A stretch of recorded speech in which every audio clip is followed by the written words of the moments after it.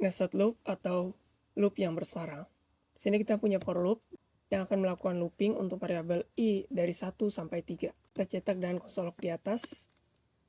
Ini adalah value 1, 2, 3 yang didapat dari i. Seperti ini. Sekarang kita punya for loop 2, tapi satu for loop berada di dalam satu for loop lainnya. Kita ubah di sini jadi kedua, dan variabel kita bisa ubah menjadi j. Contoh ya. Jadi apa yang akan dieksekusi di dalam sini?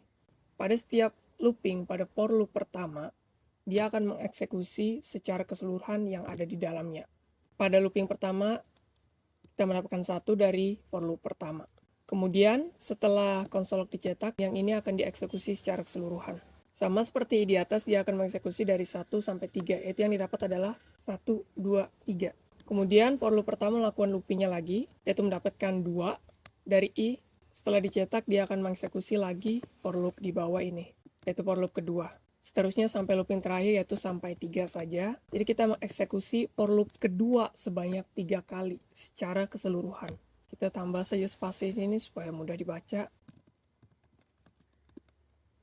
Pada for loop pertama dia melakukan looping sebanyak 3 kali, dan setiap looping pada for loop pertama kita mengeksekusi for loop kedua. Untuk melihat perbedaan value di for loop kedua, kita bisa tambahkan dengan i dari variabel di atas, yaitu for loop pertama.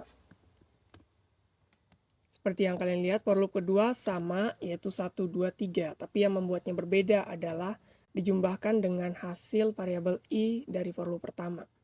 2, 3, 4, 3, 4, 5, 4, 5, 6. Jadi pada setiap looping pada for loop di luar, itu akan mengeksekusi seluruhnya yang ada pada dalam loop tersebut.